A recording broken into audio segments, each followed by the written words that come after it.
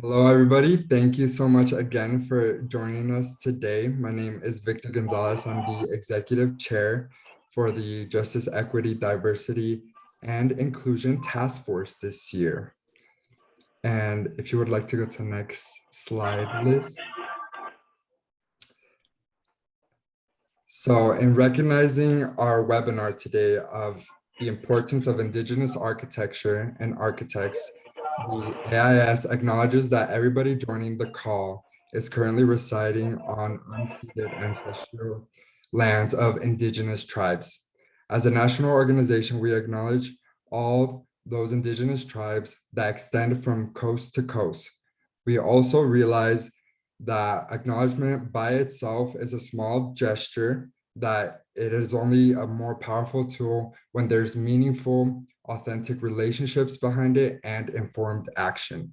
This beginning, however, can be an opening to greater public consciousness of Native sovereignty and cultural rights, a step toward more equitable relationships and reconciliation. Join us today in adopting, calling for, and spreading this practice. So with this opening, I will go ahead and pass it on to our moderators to introduce themselves and then introduce our panelists. Great. Thank you, Victor. Hi, everyone. My name is Cody Chung. I'm one of the moderators for tonight's webinar. Thank you for joining us all for today's webinar. Again, I'm Cody Chung and I go to Drexel University and I am a second-year student studying architecture. Hi, everyone. I'm your other moderator for tonight, and I am a first-year master's student at Texas A&M University, also studying architecture, and I'm very happy to be here tonight. And we are also very lucky to have 3 guest speakers, first being Theodore Edekai. Yes, thank you. Did you want me to introduce myself just right now really quick? Okay, sorry, I didn't hear that part.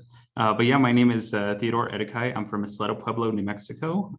So I grew up there on the reservation. I graduated from the University of New Mexico with both my bachelor's and master's degree in architecture, and now I practice as a licensed architect at Indigenous Design Studio Plus Architecture. I really appreciate the invitation to be joined on this panel today and look forward to the discussion today. Thank you. Our other guest speaker for the night is Chris Cornelius. Hello, I'm Chris Cornelius, citizen of the Oneida Nation of Wisconsin. I am currently the chair of architecture at the University of New Mexico. I started on November 1st. I was previously at the University of Wisconsin-Milwaukee. Originally from Wisconsin, I grew up on the Oneida Reservation in Wisconsin, and happy to be here. And last but not least, we have Brian Barber. Hello, I'm Brian Barber. I'm a member of the Pawnee Nation of Oklahoma, originally born in Michigan. And I live in Seattle now. Work as an architect and an, picture of myself there, and an artist, and sort of straddle both worlds with my personal work. Thank you.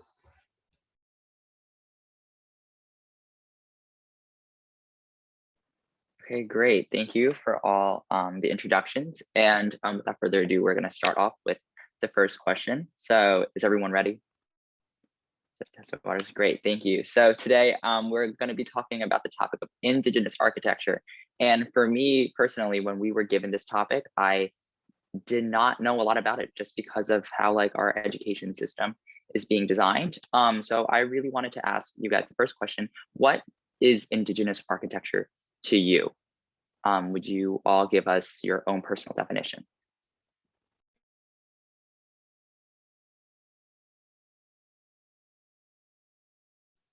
I could start. I think that the one thing to think about when we talk about what kind of architecture it is, whatever it is, right? We often default to style and type, or you might call it genre or subgenre, whatever. Indigenous architecture is none of those things. Indigenous architecture is a way of thinking. it's a way of living, it's a way of being. And so I would guess that if you asked 15 Indigenous architects, you might get 15 different sort of answers. And so for me, it's important to kind of preface that explanation based on style and type, that it's not one of those things, right? And so for me, it's in that way of thinking. I'm trying to think about what are the current artifacts that we're leaving for our future, right? Like how do we take the worldviews that we've always held and create spaces, forms, materials, structures that are the contemporary artifacts of and reflection of that culture. So for me, it's important to not duplicate or replicate previous forms, but to understand those previous forms and what are the lessons that we can learn from those forms to create spaces today. And so for me, there's a number of issues that I think about when I think about Indigenous architecture. One of this is the idea of relationality, that we're related to one another. We talk about our non-human relatives, right? This is why we call the earth our mother, the skies our father. Like we really mean that. And I think architecture can be a part of that, part of that system of relation. And how do we begin to think about that? I think if we thought of buildings as if we were related to them, we would think of them differently and the responsibilities of doing that. So for me, those are the sort of larger overarching ideas of Indigenous architecture that sort of can compel my work in the way that I think about it. Yeah, I would definitely agree with that. And just like Chris was talking about, Indigenous cultures span across the entire, this side of the continent, where Indigenous communities, they have different types of structures that fit their cultural values, their worldview, the materials around them, the climate that they encounter, the stories that they're trying to tell. So in terms of like, you can't, depending on the community, you're going to find different types of architecture for each community. But really, again, like Chris was talking about, the way that I was thinking about it is that it's really a placemaking within that 7 generations thinking of preserving and learning from the past generations, building resilience into the spaces that we have today and passing this knowledge on to the future generations. So really those places that we have in our communities, it's about taking that story from those generations, where are we today, and how are we going to leave things behind for our children, our children's children, and further on down the line for other generations. Yeah, and I would add on to that, those are both really great explanations. For me personally, I would add that Indigenous architecture is community focused, the immediate community. I can speak for, Pawnee Earth Lodges were built not only by a family, but the entire community pitched in to raise those dwellings. But also they tell a story. There always is sort of folk tales or legends tied to what Indigenous architecture is, or specifically Pawnee architecture from my experience. And I think that's a really important aspect for me because it helps to carry on the traditions, not only oral traditions, but also cultural traditions, ceremonies, and brings them to the forefront. So it's not just a dwelling, not just a building, but it's really the livelihood of the culture. Thank you, guys. And kind of branching off of that, something we had talked about was how little licensed architects there are that are Indigenous. And we had actually seen a stat that was, of the licensed architects, only 0.3% were made up of the Indigenous population. So I was wondering, are there any current initiatives that you know of to work on growing those numbers, or just why that is, you think? Yeah, and I think I can talk about that. I'm involved in a few different of those initiatives, at least, and that is really interesting to know the data behind the lack of Indigenous professionals within our field. Really, I've been probably in the past couple of years, I've been involved with AIA, NCARB, and through AICAE, which is the American Indian Council of Architects and Engineers, is a nonprofit organization that brings together all these professionals through architecture, engineering, and construction. But we look at all these different things, and it's especially when we've seen data from NOMA and NCARB on the amount of licensed architects, most of the time they have the demographics showing Native American as 0%, just because it's so much of a fraction of the overall percentage that they don't even list it. It's just listed as other, or Native Americans aren't shown on there. So a big part of that is of trying to increase the awareness behind Indigenous professionals is just we want to be acknowledged that there are professionals out there. We're not just 0%. There are individuals like us out there. But especially through AICAE, our work is really about empowering and telling the stories of our professionals to create that awareness that there are professionals out there. Most of the time when we work with tribes across the country and we're starting a project, they don't even know that there's Indigenous professionals that are qualified to do our job. They just assume that there's not Indigenous professionals to help their communities. So a lot of that is just about creating that community, even down into the student group that we have. We have a couple of chapters throughout the country. The biggest one is New Mexico. That's where I came from, and I was a part of that student group when I was there. But other than that, there's also another partnership between AICAE and NCARB. I just joined a board this past year through the Licensure Advisory Forum, which is a newly created committee to bring in these outside organizations to lend a voice to minorities, to increase diversity within the field of architecture. So really what we've been doing is trying to learn from that data. They released a study with NOMA called the Baseline for Belonging, and also the Analysis of Practices, an ongoing initiative that they're trying to look into the data of what are those challenges that they see throughout the pathway to architecture. Is it in education? Is it becoming an emerging professional, taking the tests?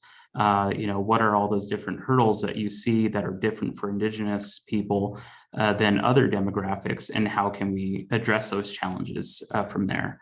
But I think, yeah, there's no one way to approach it. I think we got to approach it in many different ways.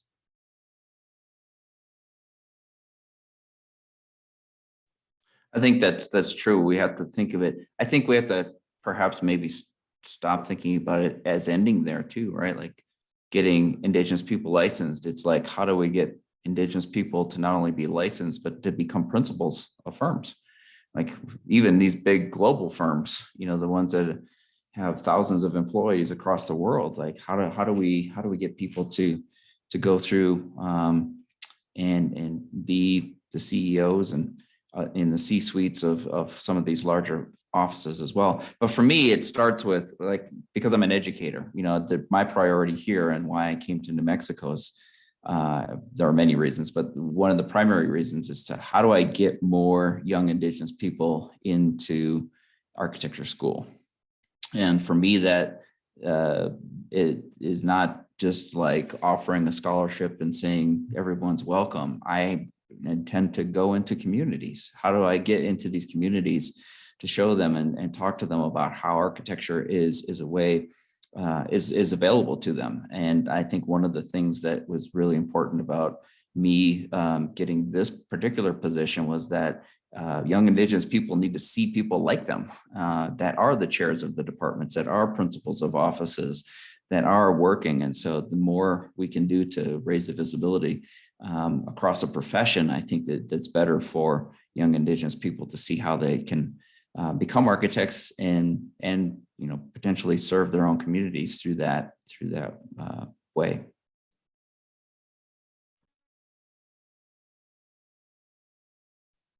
Yeah, I would agree with that for sure. When I started architecture school, I had no idea that there were other Indigenous architects. I mean, I figured, yes, there must be some, statistically there must be some, but it was something that I knew nothing about. I didn't even know where to look to see if there were, to sort of latch on to mentors, or it was just by happy accident that I was able to connect with somebody, the architect John Paul Jones, who really guided me through grad school.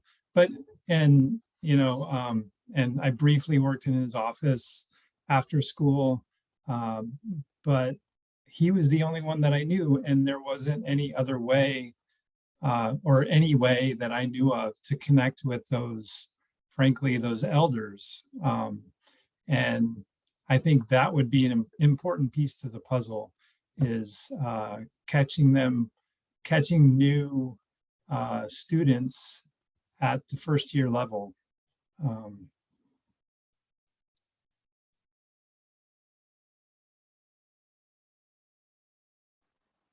Great, thank you. Yeah, I really want to piggyback off of the answers that you three have given us about how representation really does matter, and going on representation and piggybacking off of that idea. Amidst like a now, I would say, a more contemporary world, like I'm from New York City and I'm also like in Philadelphia for school, and every time I walk around I just see so much like contemporary buildings. And are there ways you guys are like trying to integrate traditional aspects of Indigenous architecture into this like more modern society? Like, since I know that previously you have said that Indigenous architecture is more communal based and it's more about culture and speaking to the earth. Are there ways like that you guys are using architecture to make it more known of Indigenous architecture, or like in a sense of activism?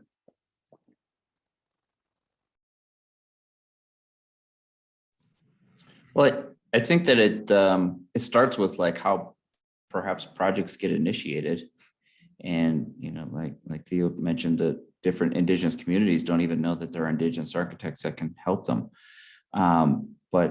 And even in the processes of how you engage these communities, I think that I do a lot of community outreach in my projects, and I got to a point very early on, and I realized, well, I can't just always be like coming in with the whiteboard and the markers and saying, oh, what do you want? Like that doesn't really kind of work. I just have found that it's better to just engage people one-on-one and ask them about the place that they live and how they think about it. But I really kind of think that part of me, and I don't think this is your intention, but it's a sort of perhaps a sub context that I got out of your question, was that it's almost like Indigenous architecture is antithetical to modern architecture, to contemporary architecture. And let's stop thinking like that. I'm not blaming you for anything. I'm just saying, like, let's stop our brains from doing that. That's the colonization talking that wants us to do that. And so contemporary forms, contemporary buildings, like I could design a Indigenous Starbucks. I could design an Indigenous office tower. I can do it. Like there's nothing that would stop me from doing that. A large part of that is like, how are the forms derived? How do I select materials? How does someone understand it? And how do people experience it? But because that was the one thing that really got me to think about how do I integrate my culture into architecture, was that I think that needs to be experiential, right? Like you have to understand culture from an experience, not from a form or an image. So it wasn't enough to like make a building that looked like a turtle, or to have a wampum belt pattern, painted on the side of the building. Like that's not experiential. That's really kind of surface. And so I think for me, it's just like, what are the important values that you want to bring out of a project, and then how do you translate those? And I think that's a kind of universal, to be honest. It's like the way that we're teaching architecture, we're always thinking about it like, well, it's the museum of this, that, and the other that students are designing, or it's a housing project or whatever. But we're not really talking about who is that project serving, and how are we trying to make that thing identifiable, right? To the place, to the culture, to the environment. All of those would be ways of, like when we look at Indigenous architecture, they all reflect those things. They reflect technology, they reflect the place, they reflect the culture, they reflect wildlife, the climate. All of that is reflected in the architecture. So if you're doing that, then you're doing it, I think, in an Indigenous way. Yeah, and I agree. And that's, I think that's the feeling that I get a lot of times, is that people think that those two things are exclusive of one another, that your traditional building, in your mind, you see, these structures that you learn about in textbooks in elementary school that are, are about our traditional structures, but that's the way that people think that we live, and that we can't make contemporary structures. And there's great examples of bringing those two things together. That's what we try to do in our own practice, and there's plenty of other Indigenous professionals that do that across the country, that bring in their own traditional worldview and try to incorporate that into taking the community's ideas and do something in a meaningful way. Like Chris was talking about, that we're not just trying to do it in a very superficial way, where some clients, not great clients, might say, just put some paintings up of Indigenous artwork and call it Indigenous architecture, when we know that's not the intent. That's not what is going to make an impact on the communities. It's not what's going to make them feel like they're at home in that space. And there's even, like you said, quote unquote contemporary world. Can we fit Indigenous architecture into that? There's influences in my own life that are, in that contemporary world, that I really think are really cool and interesting, and how we could blend those things together. Even like, I always bring up the example of the Smithsonian Museum of the African American of David Adjaye Associates. And even in movies and production design, I'm really into that kind of stuff and behind the scenes. And even on the movie Black Panther, they were talking about how they did the production design and VFX for that, and talking about how they looked at the traditional cultures within Africa, and how they thought about what would those cultures look like in future generations if they, took a futuristic type of look at it. So I think about all those things within Indigenous cultures, and how can we incorporate that in a contemporary way. But that being said, all those different examples, the big thing that we always have to think about when we work with communities is it something that they want, and is it appropriate? Because we can take special meaning from cultural items, whether it's for our ceremonies or songs or traditions that we have within the community, but is it appropriate to share those things? A lot of those things are sacred, and it's not something that's going to feel good to share outside of the community. So that's something that we always have to take into account as well.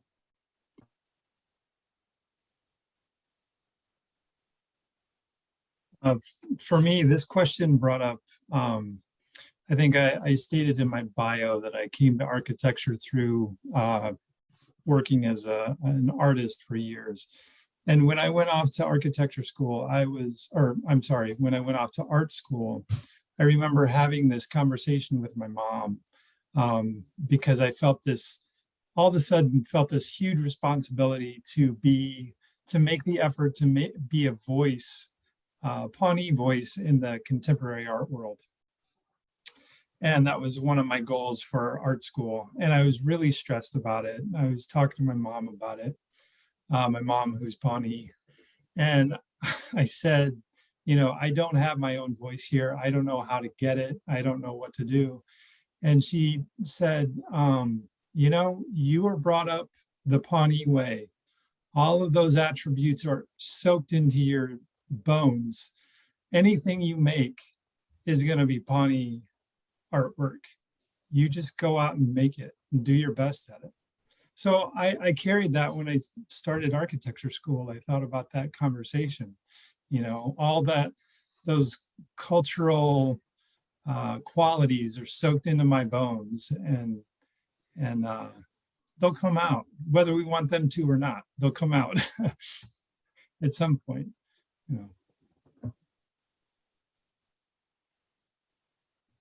Thank you, guys. Just one point I want to make to relate it back to the first question, and what Brian said is really important. To me, there is a distinction between what is Indigenous architecture and what is architecture for Indigenous people.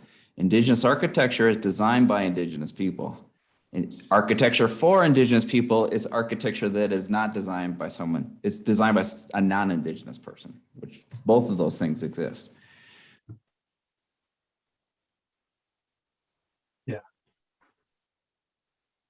I would agree with that.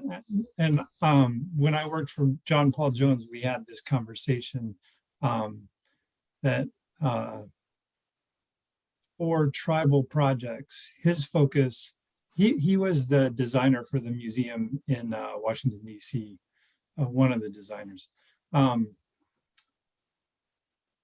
of his office's focuses is tribal projects. They're cultural centers, museums, you know, whatever tribes are looking to build. And he wanted the firm's name to be at the top of the list when tribal nations start to look for Indigenous architects, because he said it is so important for, as Chris stated, you know, it's important for those cultural centers to be designed by Indigenous architects. You know, for somebody that's aware of at least a general concept of cultural importance, you know, processes. He always starts off with, as I do now, start off with talking to the local elders.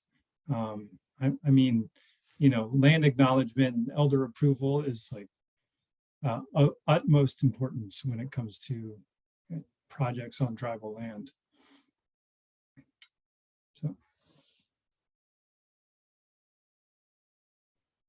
No, yeah, thank you both for going back and sort of pointing out that difference between that. I think that's really important. And Chris, you had mentioned sort of the way the question was framed, that's the colonization talking. And so I'm wondering, I want to pose a question to you guys. How do you define decolonization, and how has trying to break out of that mentality of the colonization affected the way you practice or teach architecture?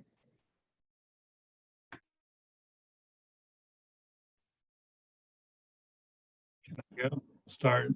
It's a decoupling that for me is yet to be firmly defined. You know, it's always having that question in your head and sort of making the effort to acknowledge, oh, that's the colonization talking. What can I do to decouple this situation from the colonization? For me, it's difficult because it does seem to be such a nebulous, still nebulous concept that takes daily practice to reverse.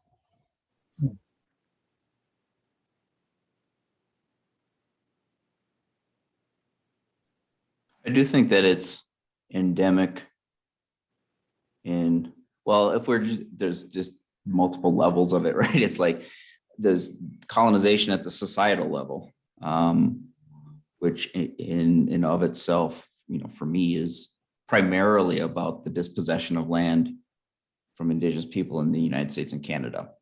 That's it, right? Like in order to decolonize in that way, Indigenous people have to be stewards of the land, whether that's legally giving it back, deeding it back, or allowing Indigenous people to actually be those stewards, right, of the land. So for instance, like, why isn't the U.S. Forest Service consulting Indigenous people that have inhabited those lands for tens of thousands of years of how to maintain the forests to help prevent fires? Because it's not as if there weren't any forest fires before, right? But we are seeing the frequency of those things and the intensity of those things increasing. That's one way. The other way is like in our educational system, and this is one of the things that I'm trying to do here, is like, how do we decolonize the curriculum? And we do that by saying, let's question how we have been teaching architecture for 150 years in this country, which is, you know, about the same amount of time, based on a Beaux-Arts model. But what are the examples we're showing our students? I'm not advocating like we shouldn't learn about Corber, we shouldn't learn about Scarpa, we should. But we should contextualize all of those people. And when we're talking about American architecture, we should be talking about Indigenous architecture and understanding that the architecture on this continent was started by Indigenous people. and using those as examples. Like, how do we begin to do that? When we start our site analysis, every studio should start with Indigenous history, the Indigenous history of that land, right? Not when that place became a city or became a state or this, that, and the other. It should be starting with Indigenous history, and students should learn how to find that and how to begin to think about that. I do also think that we have to, I think that the praxis itself is sort of colonized, right? And here's how it is, right? Going back to the licensure question. Right now, NCARB is trying to funnel everyone through the same pipe. In the same way, they might claim they're trying to create other pipes, meaning like there's this portfolio thing now too, right? But to be honest, it should be more like NCARB should be able to look at someone and say, well, how do we get you licensed? What is the best way to do that? So, for example, I'm not licensed. I am a tenured professor. I'm the chair of the Department of Architecture. I am in charge of educating architects. But you know how difficult it would be for me to get licensed right now? And expensive it would be for me to get licensed. Like, I just want to pay a fee and take the exams and be done with it, because the first building I designed and was built was when I was 17 years old. So it's not like I don't know what I'm doing. I would just let me get the credential. So that one size fits all thing, that's colonization too, right? To say, okay, everyone has to do this the same way. Or like, how are our students learning? Can you not only learn in the classroom, but are you learning in your communities? Are you teaching in your communities? And I'm not just talking about Indigenous students, I'm talking about all students. How can we credential that in some way that it becomes valuable to the profession, right? I think the goal should be, how do we responsibly get more people licensed, when the model has been, which is a 19th century model, that model has been, how can we make this so exclusive so that we can protect it, right? And that sort of protection is colonization. It's drawing a boundary around a thing and saying there's a system of power, and those that are inside it are with the power, those are outside it are without the power. So if we can get these institutions to start to think about that and just question it, not to give anything up, but just to say, okay, how can we do this better? That's one of the ways that we can begin to decolonize, right? So I guess my point really is like to think about decolonization as not being one thing or one definition. It's very deep and it's really vast.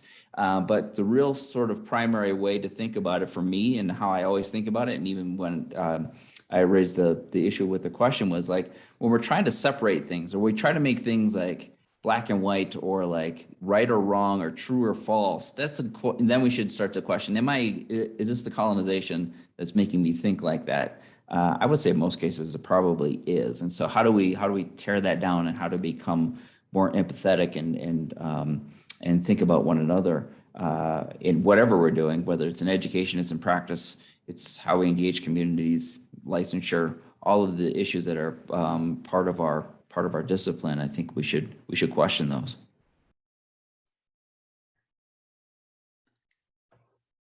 Yeah, and I guess just something that was on my mind too, and I heard that term, and I guess I never really think of that term decolonization. It doesn't really come up just in our day-to-day, just practicing here in architecture. So it's like, whoa, what does that actually mean? And I think why it's also really hard to grasp for a lot of people is that it's really invisible. You don't think about it. It's the culture that we live in today. It's the culture that Indigenous people have been assimilated into for hundreds of years of, through a lot of different ways. Indigenous people have been forced into this culture of this Euro-American way of thinking. And so there's just a lot of boundaries there that we had to break through. And it's going to take a lot at a lot of different levels, whether it's education or throughout practice. But really, I think the way that we really approach it in a practice of architecture is just by educating our clients in the community and really just working with them to understand what is special about their culture. Even things like sustainability. An example of how that's colonized is that when we talk about sustainability within architecture, it's always about the systems that we can add to buildings that can make it more energy efficient.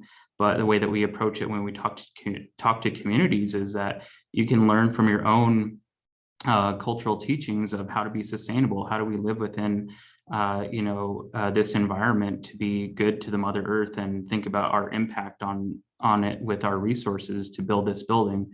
How are we treating one another? How are we going to build this place for well-being? It's not only just sustainability for energy performance, but it's about creating a place that's going to be a place that can nurture our communities as well. So that's just one way that I would think about it as well.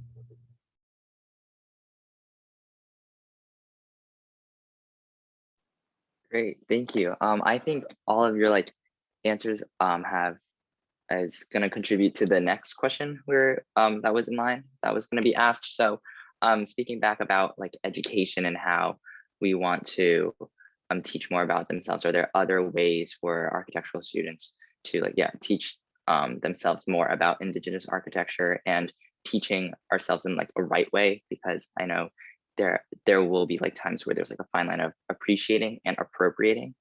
So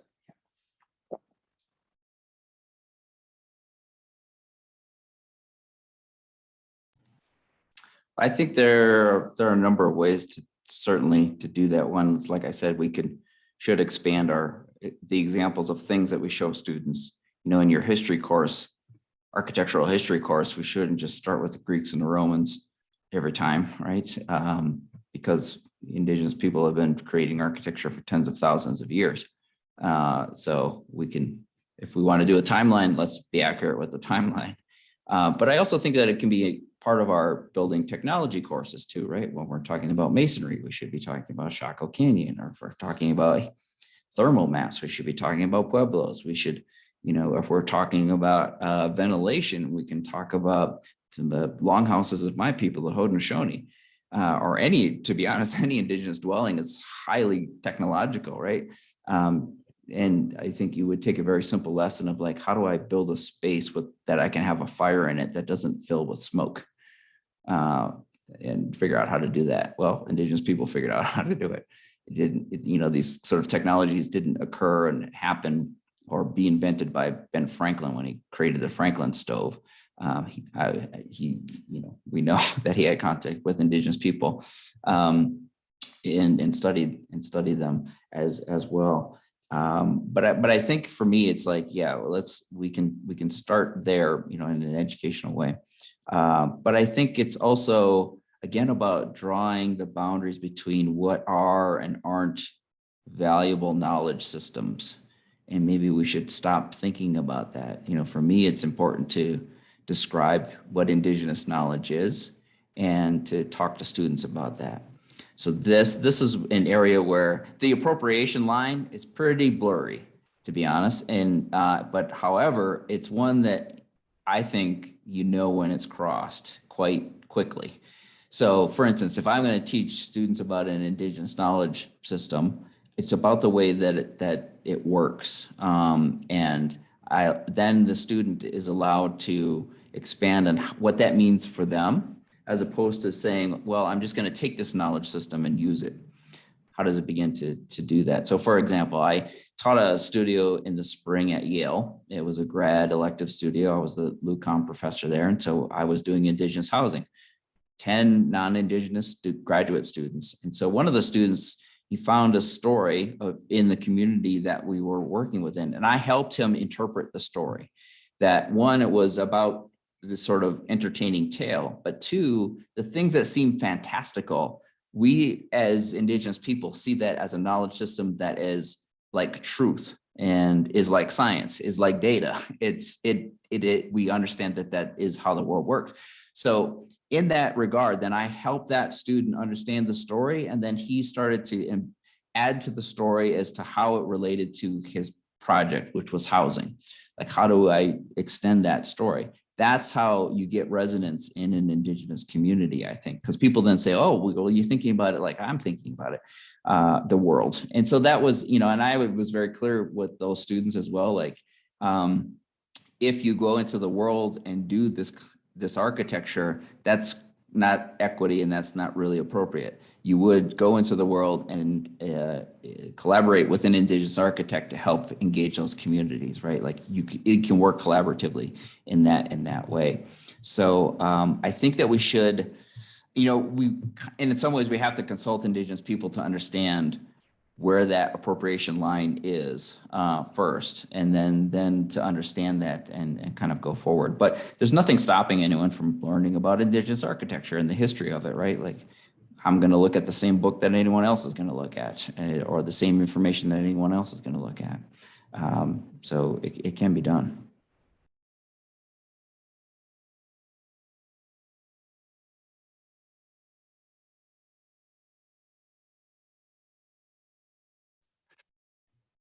Yeah, that was great.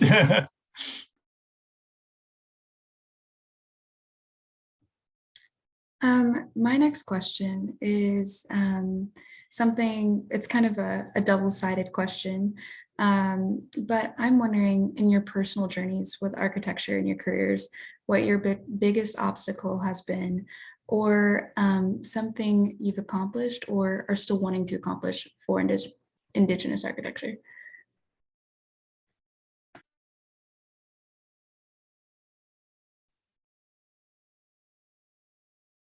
For me personally, I think my biggest obstacle, aside from not knowing of any Indigenous architects when I was diving into the field,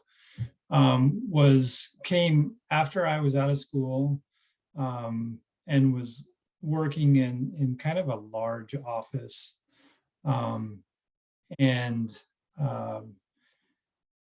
Here in Seattle, there's Pacific Northwest, there's a large Indigenous community everywhere. Actually, this is the first place that I've lived where I experienced that.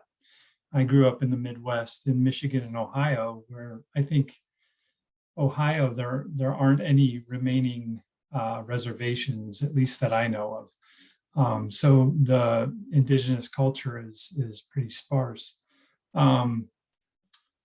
So that was out here a long time ago, was my first introduction of the sort of daily encounter of Indigenous culture. And that sort of gave me more confidence. I, of course, growing up would make trips to visit family on the reservation. But so all that to say, I think for me, the biggest obstacle was overcoming bias and like blatant racism in the office culture. And I think that the racism was more prominent out here because the culture was more immediate. I, endured daily comments and name calling in an architecture office, and people thought either it was funny or that it didn't matter that much to me, or it was just no big deal. And that, was, for me personally, was a huge hurdle to overcome. And, I was able to work through a lot of it, but it took taking on the responsibility of education, of explaining to my coworkers that, no, that's not okay, and here's why. A lot of patience, a lot of explaining. In that office in particular, I made an effort. They had a series of lunch talks where employees could invite different people to do like a box lunch, and they would talk about either their work, and it could be outside architects. So I started inviting Indigenous artists that I knew to sort of, some kind of an education, and try to equalize that bias as much as I could.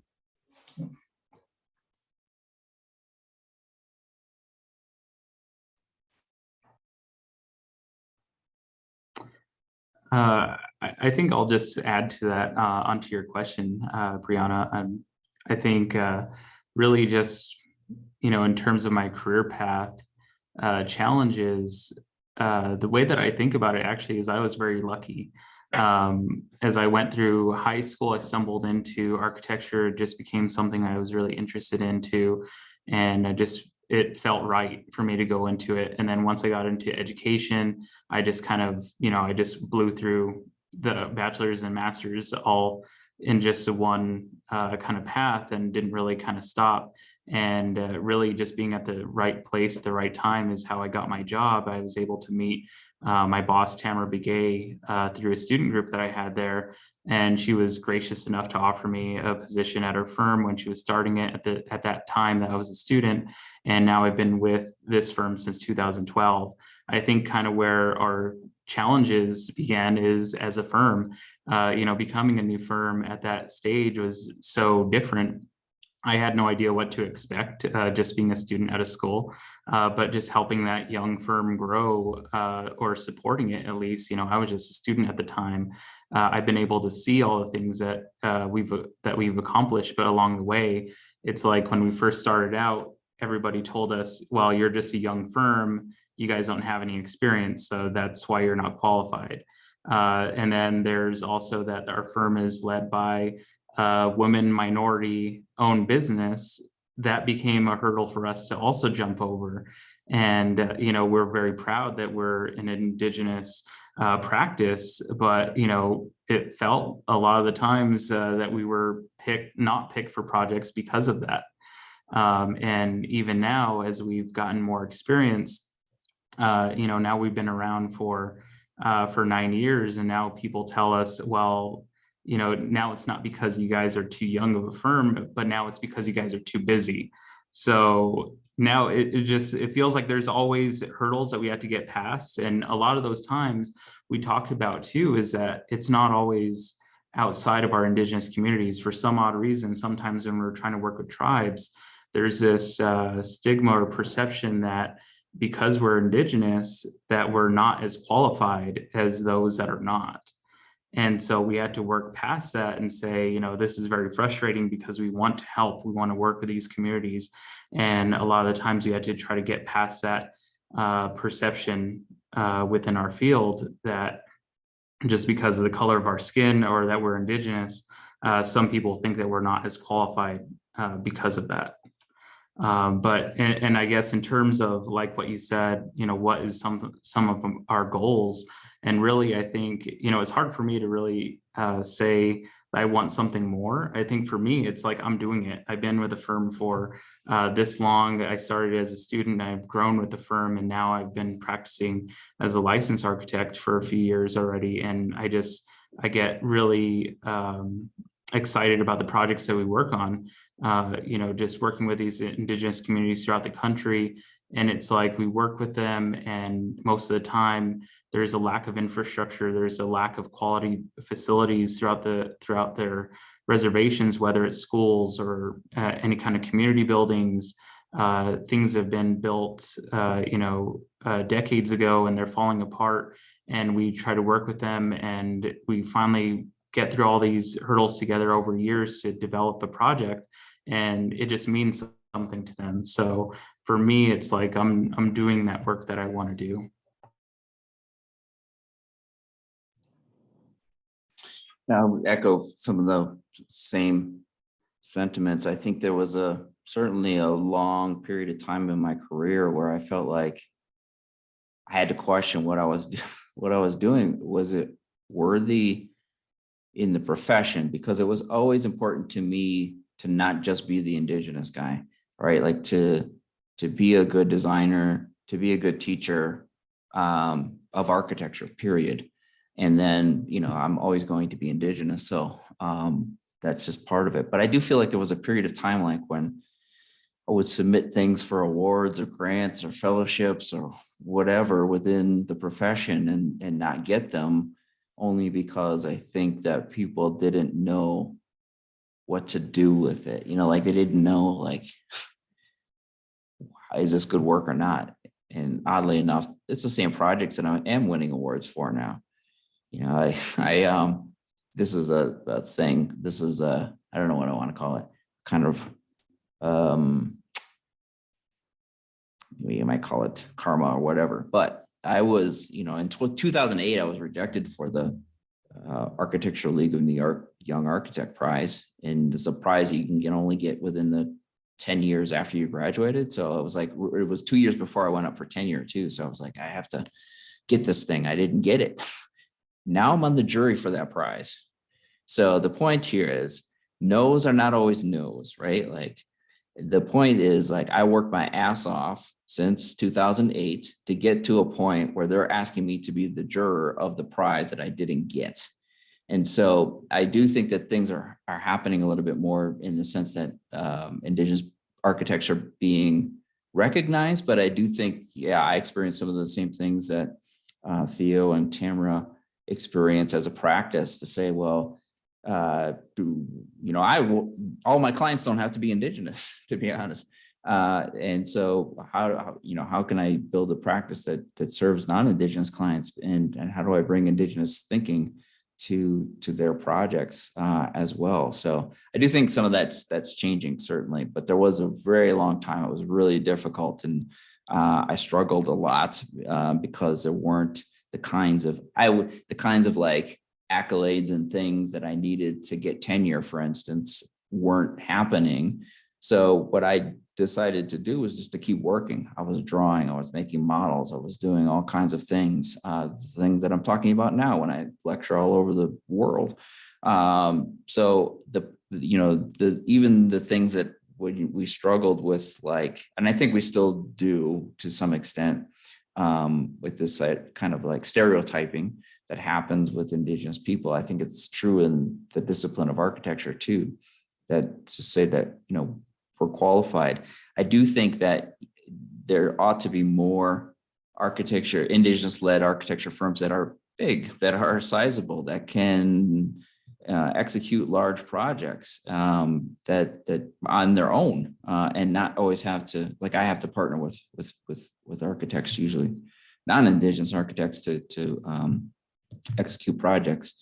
But there aren't that many Indigenous practices that are big enough to do a big university building or $100 million museum or something like that. That's like the sort of David Adjaye size scale of things. Those Indigenous people should be doing those kinds of projects. So those are certainly things that I think I've struggled with in my career, and I feel like it took me a little bit longer to get recognition because of it.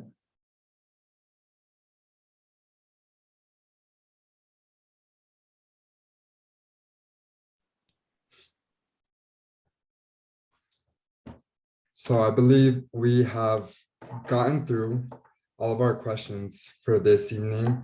I did want to open it up one final time to the guests. Oh, he's muted. Okay, there we go.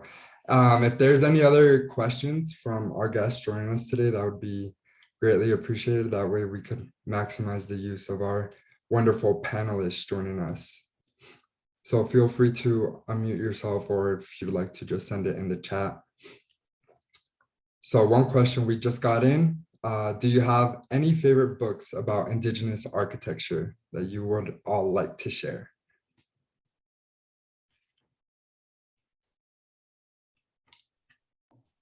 I think a good resource book of Indigenous architecture is Nabokov and Easton's book called Native American Architecture. It's actually a really wonderful survey of Indigenous architecture across the United States and different cultural groupings. A lot of photos and a lot of great information in it. I also have a favorite book that's not an architecture book, but is, I think I have my architecture students read parts of, at least, is Braiding Sweetgrass by Robin Wall Kimmerer. She's a botanist that talks about how she talks about an Indigenous culture through botany, but to be honest, you can replace the botany for architecture and how we should be thinking about architecture, and how she talks about how nature gives us things and their gifts, and how we should respectfully harvest those things, and but what's wonderful about it is she's a scientist and she's talking about science in indigeneity. And so it's a great example of that parallel knowledge systems being valued. Chris just took my two recommendations. I just have one other one is it's actually called New Architecture on Indigenous Lands. And that one was published, probably in the past several years, but it is a good example of, several buildings and the stories about their design. But it's a collection of different projects across the country that are more recent, which are really great just to look into and get those examples of what are contemporary examples of Indigenous architecture today.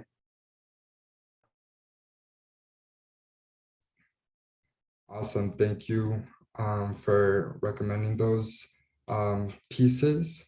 I'll open it one more time just because we have those last 4 minutes, and I definitely want us to make use of the time if anybody else has any questions.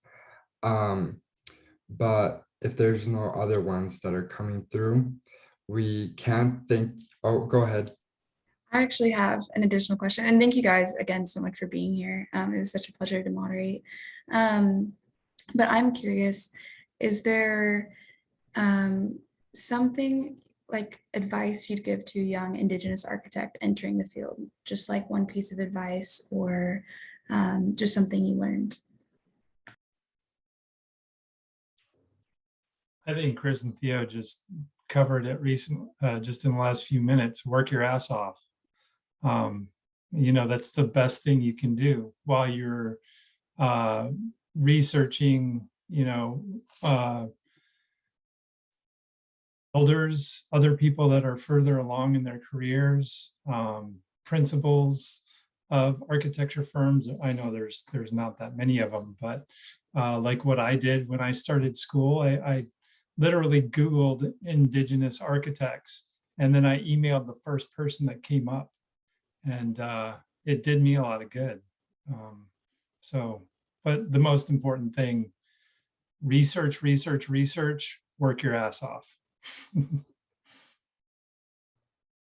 And for me, I think, really, even in outreach that we've done, whether it's through AICAE or AIA, the thing that they always bring up is just, that these empowering minorities happens at a young age, having that impact early on. And for me, thinking about when I was younger, and even as I approached architecture school, there was always that feeling of self-doubt, like, can I do this? Because I didn't grow up with great resources. I went to public schools, I went to schools on the res, and so it's like, am I as smart as these other kids?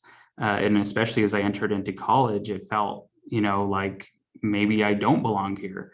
And that's what a lot of people are struggling with right now, is how do we reach those kids and tell them that they do have that ability.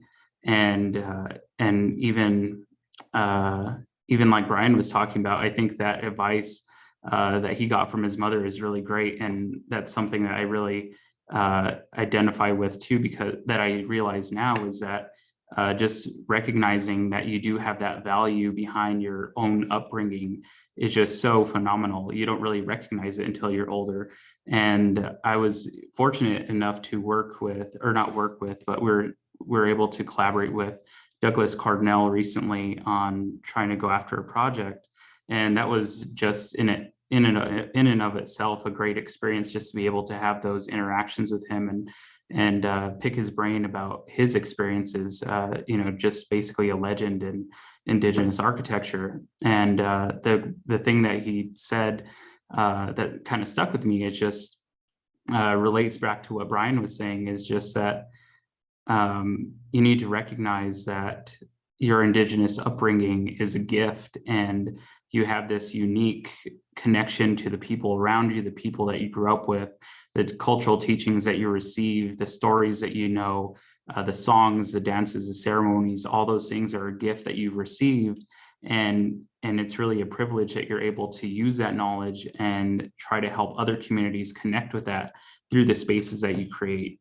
And so for me, just that, I think that all comes down to just really telling those younger architects, you have that value, you have what it takes to become an Indigenous architect.